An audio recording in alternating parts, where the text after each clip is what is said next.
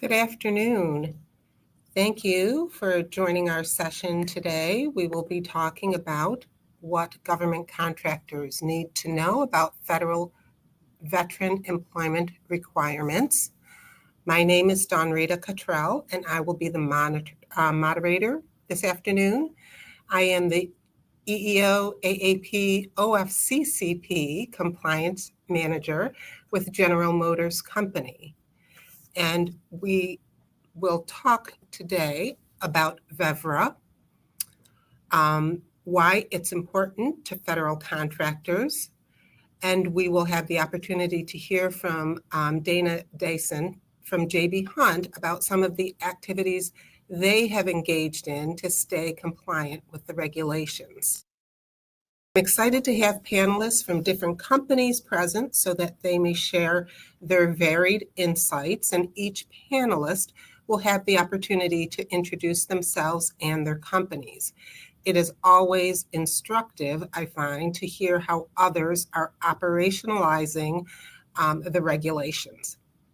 Please feel free to put your questions in the chat, as I will be monitoring the chat.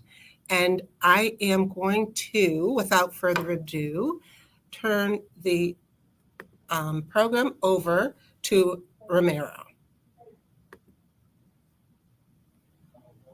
Thank you, Don Rita. Appreciate it. My name is Ramiro Carmona. I am the Military Recruitment Program Manager for ABM Industries. Just want to talk a little bit about who ABM is and what we are. We were founded in 1909. We are a Fortune 500 company. We're $8 billion in revenue. We have over 350 locations across the U.S. and internationally as well. We service over 20,000 clients, and we have about 120,000 employees. ABM is one of the world's largest providers of facility services and solutions, anywhere from commercial office buildings, universities, airports, hospitals, data centers, manufacturing plants, distribution centers, and even entertainment centers. That's what ABM services.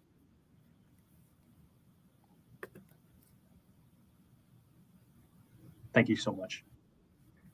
Next, we want to talk about the Vietnam-era Veterans Readjustment Assistance Act of 1974, also known as VEVRA.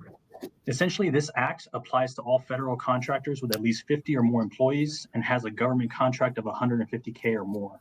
This act prohibits employment discrimination against protected veterans. I'll talk a little bit more about that in my next slide. And it requires contractors to take affirmative action to recruit, hire, promote, and retain protected veterans.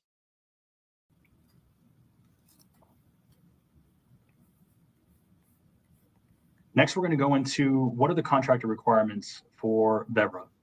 So VETS 4212 is a report that is filed annually to the U.S. Department of Labor, and all federal contractors, again, with 50 or more employees and 150K or more, should strive to hit that 5.2 veteran hiring benchmark. And that's set every March, every year. And we typically see that number decreasing as well. Equal employment opportunity, that's usually seen at the bottom of each job posting. Most companies will have that on their job postings. Job listings must include veteran prior referrals. In the Army, it's called MOS, a Military Occupational Specialty Code.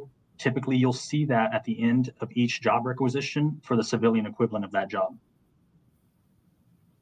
Self-identification is really important. Typically, you'll see that pre-post or pre-offer and post-offer.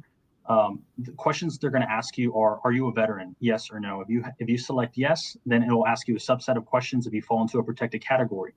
Typically, we have 4 categories that fall into that aspect. If you're a disabled veteran, recently separated veteran within the last 3 years, active wartime or campaign badge veteran, or an armed forces service medal veteran. Those are the 4 protected classes.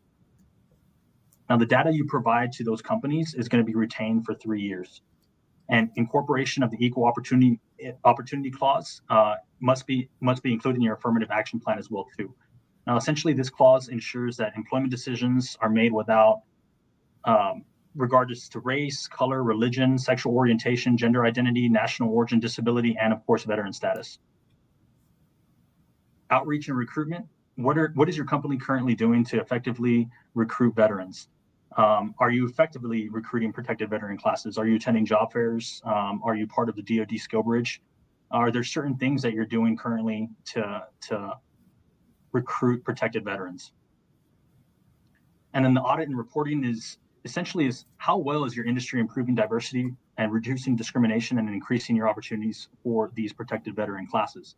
Now, I will have to say too, the Vets 4212 reporting, if you are a contractor that falls into this aspect and you're not hitting that 5.2% benchmark, you won't be fined. The only thing is that your contracts, your federal contracts can be pulled if you're not hitting that 5.2% benchmark. And that's all I have for contractor requirements. I am followed by Peggy. Okay. Peggy. Hi, good afternoon, everyone. Thanks for joining us. My name is Peggy. I am the director of HR for a company called Warrior Service Company. We get contracted out by the Department of Veterans Affairs to provide accessibility, durable medical equipment, and oxygen to disabled veterans all across the country. I'm really excited to be here since my position within the specific subcategory is regarding, contractor requirements and some of those requirements that we just spoke about. I am here to put your mind at ease and hopefully answer any you may have, because we are quite a small organization. Right now, we're only about 117 employees. And so personally, this has been overwhelming for me as well to begin to understand these requirements. And so I wanted to talk a little bit about a very simple way to hone down on these requirements. So one of the things we had just discussed are the hiring benchmarks, right? And so you put that at 5.2%. And so personally, that is the fantastic first step to hitting those requirements for the federal contractors. Now, I understand a lot of you guys watching are probably like, oh my goodness, what's going on? Where do I start? It doesn't have to be complicated. A lot of these programs from these large organizations are all-encompassing and seem daunting and overwhelming. But I can tell you, as somebody who was, up until very recently, the only HR professional in my organization, it's pretty easy. All right, so I have some steps for you guys, and hopefully that'll be a good starting point for those of us who don't know where to start. So hiring benchmarks for protected veterans. So the OFCCP, so the Office of Federal Contract Compliance Programs, made the hiring benchmark mandate at 5.2%. So as stated earlier, this is not a requirement. It'll just potentially cause people to look into your contract a little bit deeper. But sometimes it's okay to set your own benchmarks too. But we know that 5.2% should probably be the goal. But if that's not attainable for you right now, that's not a big deal. We can work towards that. So how do we do that? So the second thing we might want to do is define the target population. So that is when you look within your own organization and identify workforce areas where veterans might be an asset, considering available positions and where veterans might slot in very well within your organization. And look at different locations that might have populations, more higher veteran density populations. The next thing you might want to do is create a benchmark formula. Now, this isn't going to be some crazy science problem within your organization. This is just going to be a benchmark formula that works for your organization. So there's a couple things you can do here. You can look at historical data, or you could look at your own or you can look at local jurisdiction data. So it is up to you to set that goal. The example that I want to use here is every 5 veterans for every 100 new hires. Whatever your workforce size or whatever your goal is set at, that is the goal you can set. So we know that if you had an organization of 100, we need at least 5 to 6 veterans employed to hit that benchmark. But again, set something that works for yourself. Can we go to the next slide, please? Okay, so now the next thing we need to do here is create and execute and evaluate the plan. So creating an action plan is to develop a clear steps for outreach, job posting, partnership with veteran organizations, and recruitment strategies. So under that, we need goals and timelines, which is establishing a yearly benchmark, which is the 5.2% hiring target, and include a timeline for reviews. The next part of your plan should be responsibility assignment, you can't just create these timelines and expect them to be executed. So hold people within the organization accountable to reach these timelines. So within my own organization, obviously it would be HR and the hiring managers. Next part of your plan should be obviously execution. This is outreach and recruiting, inclusive job description, and training hiring managers. Again, this doesn't have to be over the top. It can be as simple as just reaching out to local veteran networks, local veteran-owned companies, local colleges, everything we don't already know. Making that veteran inclusive language within our job descriptions, and then obviously training the hiring managers to identify the types of things that veterans might have on their resumes. One example of that is, we have a lot of folks who might have just gotten separated from the military, and so it's really important to consider their skill sets within the military. All these, do a quick Google on their experience and compare it to the experience you are searching for within your own company. Don't overthink it. If somebody was an aircraft technician, chances are they can figure out cables or installing medical equipment within your own company. And the next part obviously is evaluation of the plan. So that's tracking metrics, annual review, and then obviously most important, audit compliance. So you can use things like applicant tracking systems, your own recruitment system to make sure that we are, hitting those metrics for veteran recruitment, and then just making sure that we are, auditing as required, by all these reporting bodies that are mentioned in this discussion. But again, it could just be setting that benchmark at the 5.2%, or if 5.2% seems very strenuous for your organization, start at 4% and work it up. But I'm here to reassure you that just starting with that hiring benchmark and then working backwards from that, one of the different reporting requirements is a really good place to start. And that concludes my portion. Thank you. Thanks, Peggy. And so now, if we could hear from Dana.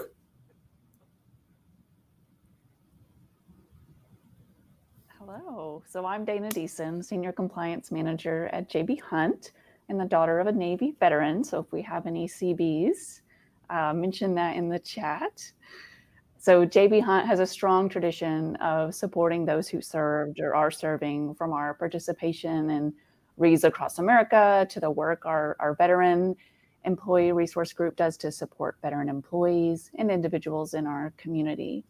So Ramiro and Peggy shared the technical aspects of compliance with the various regulations that govern veteran hiring and affirmative action. And I wanted to share some of the ways that we apply that and perform outreach to veterans and service members. So we participated for several years in the DoD's SkillBridge program. I know Ramiro mentioned it. So since 2021, we've had about a little over 230 people participate in the program with us. So that's an opportunity for service members to gain valuable civilian work experience through specific industry training, apprenticeships, internships, externships during their last 180 days of service. So the SkillBridge connects transitioning service members with industry partners for real world job experiences. So you've seen, if you are an industry partner, seen success in utilizing SkillBridge, and where we've been really pleased is we've had a lot of success in various business units across our company. So we've had SkillBridgers in human resources, marketing, engineering and technology, as well as some of our various operations teams. So we really enjoy talking with other participating companies and companies that are considering that program. And so if you have any questions or feedback about your program, we would love to talk to you about that. So if you are also currently an industry partner, they did recently change some of their program criteria. So just make sure you're aware of that and you're in compliance with those changes. And then we're also actually finalizing a partnership with the Arkansas Air and Army Guard. So the program is called Aim High, and it allows Guard members to participate in an introductory call with a member of our people team to answer any questions they have about our open positions or what it's like to work at our company or what to expect before applying. So we're looking forward to rolling this out later in the quarter. And it's my understanding that this program is available in several states now. So it's a state initiated, it's not a federal program. And that way you have some flexibility in how it's implemented at your company or at least that was our experience. So we're based in Arkansas, and so we worked with the Arkansas Air and Army Guard. And that was important to us to ensure that we did comply with all the applicable requirements around our application process and just making sure that we comply with FEVRA. So we also support our current employees who are veterans or military members, military spouses. We do some expanded surveys beyond just what Ramiro mentioned as far as the required surveys. And then employees who complete the survey and they identify as service members of the armed forces, they're provided a coin, which I think is on this slide. So it's been a fun way to honor their service, and we've gotten great feedback about the coins. And we also tried to include some JB Hunt kind of military swag. So it's a cool way to connect with our service members. And we kept the Protected Veteran Survey, like I mentioned before, pretty true to the recommendations and of course in line with the regulations. And then we've opted to utilize a separate military status section. It's available within Workday, and where we invite employees to self-identify. So it's a broader scope of military status beyond just the protected veteran categories. It includes Guard, reserves, military spouses. And then we also differentiate between, the confidential self-ID of the Protected Veteran Survey and the requirements from FEVRA, and then the military status page where they can opt in to be able to share that information either with the ERG or, just recognize them for their service. And then finally, for employees who are service members who need to go on leave, either to complete military service or for other reasons, we offer a concierge service where we have a dedicated personnel that help ensure the leave and then their reinstatement processes go as smoothly as possible. So we would love to hear from you, how you're serving veterans at your organizations and in your community, and really appreciate your attendance in our session today. Hopefully you've taken a few things away that you have to do, but then there's also a lot of ways you can kind of creatively turn them into things that you get to do, like Peggy was talking about with the outreach. So that's the approach we try to take with veteran compliance and our outreach efforts. I do want to turn it back over to Dawn Rita, our fearless leader, and thank my colleagues, Ramiro and Peggy. They've all done a fantastic job with the panel. So I am going to throw out a question for the panel, and please feel free to chime in. And it has to do, Ramiro, on your slide of requirements, you mentioned the self-ID. And getting veterans to self-ID is challenging. And I was wondering if there are practices that you use within your own companies. I know at GM, in a couple of weeks, in 2 weeks, we're going to be rolling out a whole Count Me In campaign. We don't call it self-ID. And so it's for individuals to self-identify race, ethnicity, disability status, and veteran status.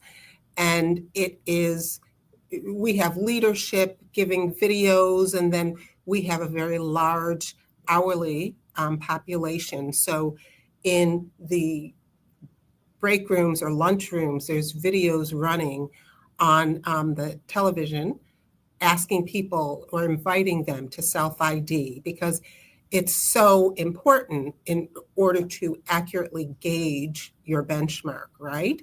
So are there other practices that you have used within your companies for the self-ID campaigns? Yeah, of course, Rita, that's a great question. Of course, self-identification is completely voluntary. We do want everyone to self-identify if possible. Here currently at ABM Industries, we're encouraging self-identification specifically through the Veterans Impact Group. That's another great way for you to get individuals to self-identify. I love the fact that GM is doing something in regards to Count Me In. I think that's a great aspect of that. Just because there's a lot of veterans who don't self-identify through the process, or they will self-identify as a veteran, but they won't really necessarily put them down as one of those protected classes. If you have a VA disability of even 0%, you qualify as a disabled veteran, and you should self-identify as a disabled veteran. The biggest thing with that is being able to project that to the company that you're currently working for. And if you don't, there's options specifically within your profile. If you go onto your, what at ABM we call a team member gateway, you have your personal information. You can go ahead in there and self-identify as well. I highly encourage any individual to do that. Yeah. Any thoughts, Dana or Peggy, around the self-ID? Have you had issues? Sure do. So that is certainly something we've struggled with as well. Within my own organization, we have felt that the veterans are quite hesitant to, self-identify. And we've actually come up with some cool ways to bridge that gap within them. So some of the things we've done within my own organization is veteran-specific recognition. We have little plaques like desk plaques, badges, custom shirts, things like that, kind of just, hey, I'm a veteran employee. Again, that's not everyone's style, and you expect that, but it is something we offer, and we've actually been able to identify some veterans just through that initiative. Some of the other things that we've done is we've actually done a think tank for veteran outreach and veteran programs within our company. We invited every single employee, regardless of veteran status, to attend and provide input there. And through that, there was a mix of, let's call them civilian employees and veteran employees coming together and telling us, the organization, what they wanted to see within the organization. That put the ownership on the veteran program and the veteran identification back on the employees and on the veteran, so that they can come to us with, the types of things they want to see. I think as organizations, it's really easy to see what has been done by other larger corporations or by other companies. That's not usually what fits the climate of your specific organization. And so by allowing the veterans and our employees, a comfortable space to tell us what they want to see, we were able to identify a lot of folks that way as well. The third thing, and probably the easiest thing we did, is we wanted to showcase veteran stories. This was a company-wide newsletter type thing that we did, and we wanted to hear your veteran stories. Since my company does already serve veterans, this did seem pretty easy and integral to our company to do. And that's when we just sent out a company-wide email and say, if you know a veteran, if you are a veteran, we want to showcase your story. Send us a picture, send us your experience, and we'll put it out to the rest of the organization to not only honor your experience, but honor maybe your loved one who had gone through that as well. And so we were able to identify more veterans this way as well. And so those are just 3 or 4 kind of more creative ways that you can do it, other than a scary survey somewhere. Because sometimes people really do want to tell their story because there's meaning behind their service, right? Absolutely. So that's kind of what we did, and it was pretty successful. I like to think we got everyone, but you never know. You never know. Great work. Thank you. Absolutely. Yeah. I love to hear the Count Me In campaign. I think that's so cool. We try to survey at least once a year and really encourage people. But really, we found a lot of success in starting early. So having kind of a dedicated focal point for veterans on our website, and then in orientations, just trying to emphasize the support that we offer veterans and the benefits you can experience when you do self-ID. So just try to highlight that and emphasize it, and then hopefully at some point during a survey campaign, they choose to self-identify. Mm-hmm. Excellent. So now I'm just going to pick up on something, Peggy, that you mentioned with regard to your steps and the plan, right? Part of the requirements is to have a affirmative, part of the VEVRA requirements are to have an affirmative action plans for your veteran population. And just commenting on the way that we do it here at GM, we are establishment based. So we do establishment plans, and we do 90 plans and 3 affirmative action plans for each of the 90 establishments, right? So we have the Executive Order 11246 plan, the Individuals with Disability plan, and then the Veterans plan. And so then when we return those plans to the business, it's very easy for them to take the veterans plan and gauge their year-to-year performance. And I know some, not everybody does establishment plans, some do functional plans, but different ways to meet the requirement is, do you have any insights onto, with regard to how your company is structuring that plan portion of the requirement? I'm happy to jump in. So we're actually functional.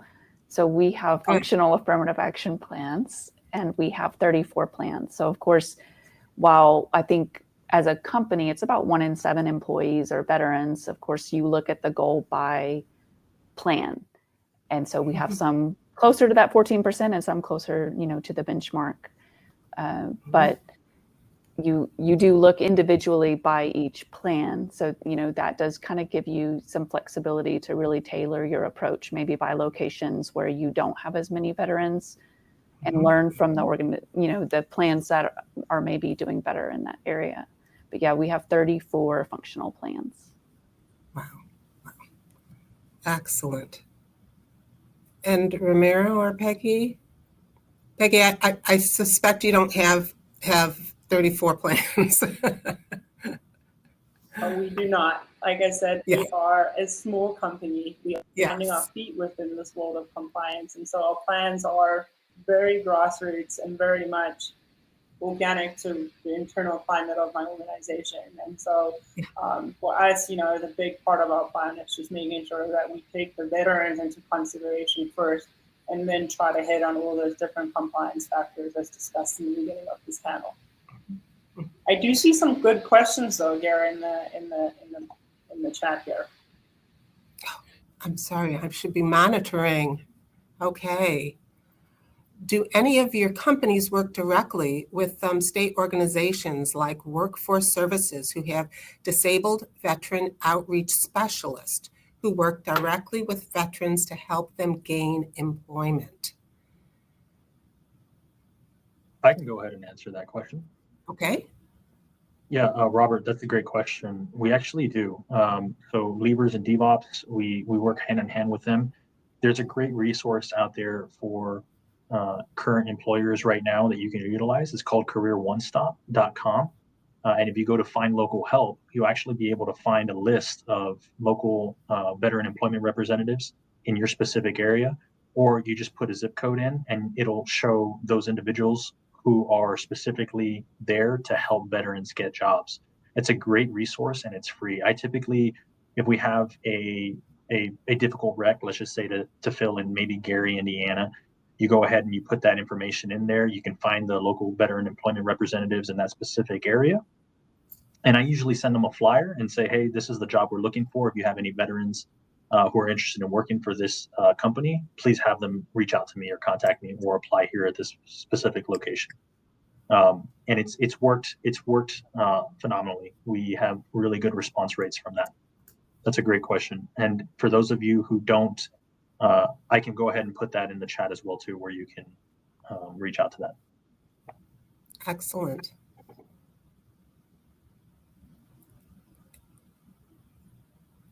Does JB Hunt, Dana, have, do they work with state services? Yes, so that's an initiative led by our TA talent acquisition team, and they do build relationships. We're in 48 states, and I can't say we have strong relationships with all 48 states, but we're certainly working to get there. Mm-hmm, mm-hmm. Yeah, very similar with GM also. Let's see. If you have any questions, please put them into the chat. And the next kind of issue that I'm going to throw out is with regard to your employee resource groups and how your employee resource groups can help you with the meeting the obligations of the VEVRA. And I can say with regard to General Motors, we have a very active veterans ERG, and they do assist with accelerating career development of veterans and providing opportunities for veterans to volunteer and to continue to serve. And they also help with transitioning from the active duty, as I've heard many of you reference there. And what about, and I know you had a different name for your employee resource group, Romero. Call them the Veterans Impact Group. Veteran Impact Group. Okay. Every company is different. I've noticed as well too, just traveling through different corporate companies, it's business resource group, employee resource group, or impact group. Mm-hmm. And do they work successfully with TA and collaboration, or in developing? That's the great thing about the impact groups. There's different impact groups that you can join depending on what company you go into. One of the great things from that aspect, from a TA perspective, is that you can go to somebody from the impact group to actually help you with resumes. For example, if I'm a recruiter and I have no idea what I'm looking at when it comes to a veteran resume, and it's 3 pages long, and they're talking about they were in the S2 shop or the S3 shop, and this is what they did, I may need some help. The Veterans Resource Group, or your Veterans Impact Group, or your Veterans Business Resource Group is a great way to start, because one of those individuals can help you read those resumes and help you get a better understanding of what you're looking at from a TA perspective. I always tell my recruiters or anybody in TA, if you don't know what you're looking at, go find somebody who has that experience and who can tell you a little bit more, and if that person will be able to fit that specific role you're looking for. Mm-hmm. Mm-hmm. We also have a really active veteran employee resource group, and they are just so wonderful to give up their time and mentor and work with other employees who are veterans. And it's just worked out really well to help support either recruiting efforts or, internal self-ID, just to show that support network and give back to the community. Mm-hmm. Yeah, I'd like to similarly add, I hope that everyone listening to this discussion hears the positivity of these employee resource groups, because I know when you're part of a smaller organization, it doesn't always make sense from like a time and labor perspective to spend time on these types of programs and specific type of recruitment. But hopefully the story being told here, kind of reiterates that it will always be worth it to invest in your community, especially your veteran community. Because of the results mentioned, not only in this discussion and all the discussions we've had prior. So you're looking for a reason to convince your boss to spend some more time on, veteran resource groups or whatever we're calling it. Hopefully today has been helpful in giving some motivation and reason to invest time in them. So that's all I add, especially if you're a small contractor like myself. These programs are very, very valuable and help with retention and growth and all these things that are mentioned. So just wanted to add that. Excellent. Another question in the chat is whether anyone can speak to recruitment for hospitality services type positions. And I cannot. Is there anyone who has hospitality? No? Well, I could say that, Warren, the career one-stop would probably be a good start in regards to that aspect. Also, I would look at what you're doing on social media in regards to possibly reaching out to different organizations where they offer either free career fairs. If you're being able to go to military installations, if you're working with different organizations, veteran organizations, it'll definitely help in regards to that specific aspect of it. Mm-hmm. But I would definitely check out the Career One Stop page and see if you can reach out to some local veteran employment representatives. Excellent. Another question in the chat for Dana, and this was with regard to your mention that JB Hunt invites employees to self-ID every year. Can you share what your response rates are? Yeah, so not off the top of my head, but we do look at it, and I was just trying to think because we just did a campaign in July, and for the life of me, I cannot remember. But we do see a jump. And I want to say, but don't hold me to it. It was about 200 more employees than we would normally have opted to self ID during that time. And then on the hospitality piece, if you aren't already an industry partner in SkillBridge, that may be a great way to introduce transitioning military into the hospitality industry. That may not be something that they connect to their service. So that might be a great way to try and recruit. So you might check that out on the DoD site. Mm-hmm. Mm-hmm. And there are often local chambers of commerce also run SkillBridge programs, because I know in our first inroad into SkillBridge, we did it through the Chamber of Commerce and not directly through SkillBridge. So there's various ways to access the program. Yeah. Great program. Great program. Okay. So let's see if we, ERGs can take the lead in recognizing events like Veterans Day and Memorial Day to drive employee involvement. Yes, absolutely. And I know self-ID is such a important topic. And one of the things that we will do, I will mention, is with regard to our employee personal information, we had a platform employees could go in and self-ID their gender, ethnicity in one area or on one platform, but then had to go to a completely separate platform to change their veterans and individuals with disability status. So whereas it was not one-stop shopping, right? So we asked our HROS system department to combine the questions onto one screen.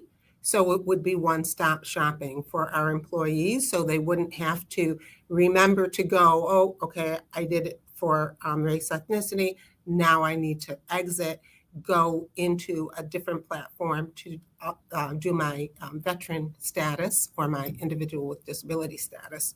So even just little things like that, just trying to make it as easy as possible on the employee to self-ID is helpful in getting those response rates up.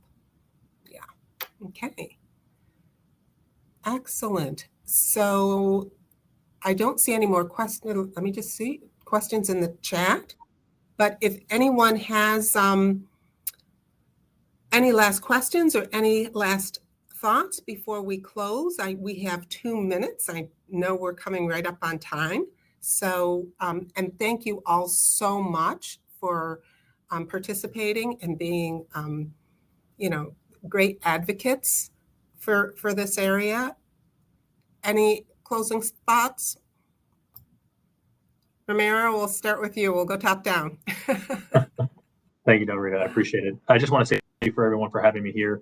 I'm going to put my contact information in the chat. It's my LinkedIn. If you have any other questions, please feel free to reach out to me there. Thank you so much for your time. Mm-hmm. Dana? Yeah, just so excited to be here and talk about this with you. I'll throw my email in the chat and would love to talk if you have any questions or best practices about things that you're doing. We love to hear and engage with other companies. So yeah, please reach out. Yeah. And Peggy, thank you so much for giving the perspective of a small company, right? Because I think that's important. It's something that others are looking at, right?